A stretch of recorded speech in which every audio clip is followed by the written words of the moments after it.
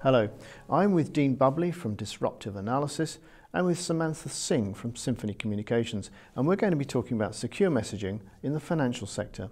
Sam and Dean, thanks so much for joining us. Dean, first of all, can you give us your analyst overview of the secure messaging market? I think there's an awful lot going on with enterprise communications generally, and at the same time we're seeing a move amongst both businesses but also the people working for businesses, irrespective of age, to start shifting away from voice to either towards messaging or to video. And on the messaging side, that's overlapping with collaboration. And I think we're seeing, again, a whole set of trends and different directions that are emerging. Sometimes we're seeing messaging get integrated into major sort of telephony and unified comm suites.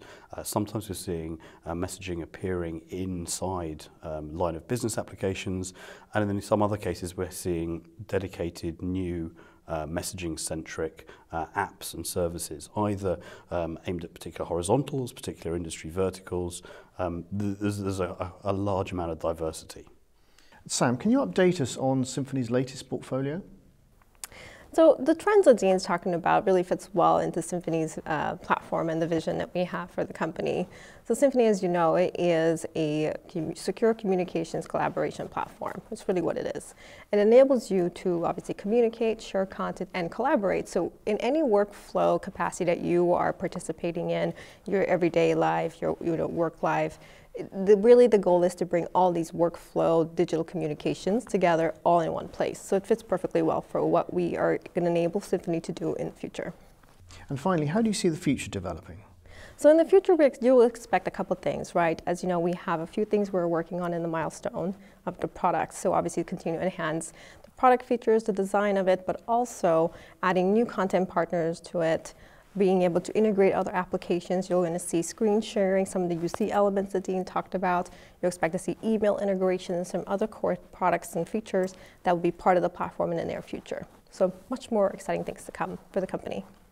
In terms of collaboration, I think that's a really diverse set of business areas as well, because it's very role dependent and purpose dependent. And so, for example, in financial services, collaboration has particular constraints from a regulatory point of view about who can speak to whom and what needs to be recorded. There's also a heavy reliance on external sources of content and information, whereas perhaps if you work in the oil industry or if you work in healthcare, both your sources of information may be very different. It might be from an X-ray machine, or it might be subject to doctor to patient confidentiality. And again, it would be different for a general office worker, where perhaps there's more almost like the sort of Facebook paradigm that we see with some of the other collaboration tools.